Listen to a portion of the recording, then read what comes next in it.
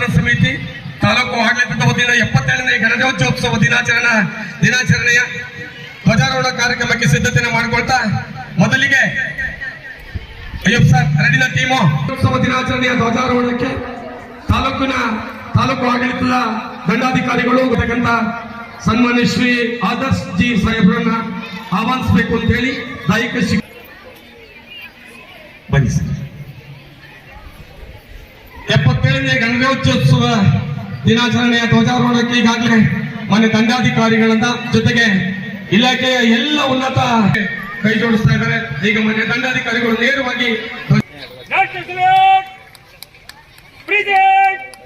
एक साथ राष्ट्र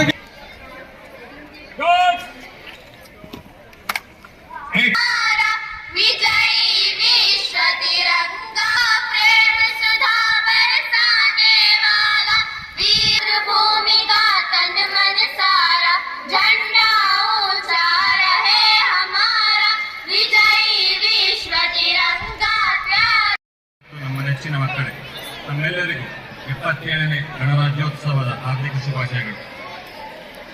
ಸ್ನೇಹಿತರೆ, ಭಾರತದ ಸಂವಿಧಾನವು 1949 ನವೆಂಬರ್ 26ರಂದು ಅಂಗೀಕಾರವಾಗಿ 1950 ಜನವರಿ 26ರಂದು ಜಾರಿಗೆ ಬಂದಿತು.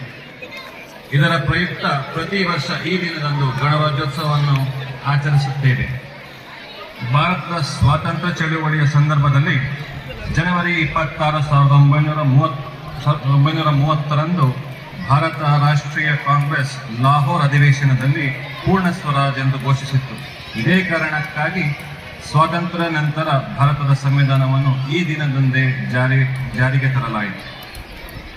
ಈ ದಿನಕ್ಕೆ ಅಷ್ಟೊಂದು ಮಹತ್ವ ಏಕೆ ಎಂದರೆ, ಭಾರತದ ಸಂವಿಧಾನ ಜಾರಿಗೆ ಬಂದ ಕಾರಣದಿಂದಲೇ ದೇಶದ ಪ್ರತಿಯೊಬ್ಬ ಪ್ರಜೆಗೂ ಸಹ ಸಮಾನ ಶಿಕ್ಷಣ, ಪ್ರತಿಯೊಬ್ಬರಿಗೂ ಬೇಕಾದ ಮೂಲಭೂತ ಹಕ್ಕುಗಳು, ಶಿಕ್ಷಣ ಹಕ್ಕುಗಳು, ಧಾರ್ಮಿಕ ಹಕ್ಕುಗಳು ಇವೆಲ್ಲವೂ ಸಹ ಸಿಕ್ಕಿದೆ.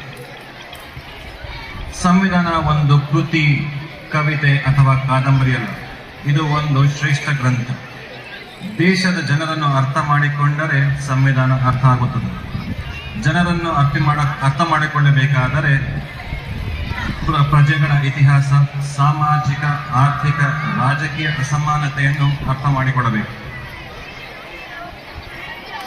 ಸಂವಿಧಾನ ಶಿಲ್ಪಿ ಡಾಕ್ಟರ್ BR ಅಂಬೇಡ್ಕರ್ನವರನ್ನು ನ್ಯೂಯಾರ್ಕ್ ಟೈಮ್ಸ್ ಪತ್ರಕರ್ತರೊಬ್ಬರು, ನೀವು ಒಂದು ಶ್ರೇಷ್ಠ ಸಂವಿಧಾನವನ್ನು ರಚಿಸುತ್ತಿದ್ದೀರಾ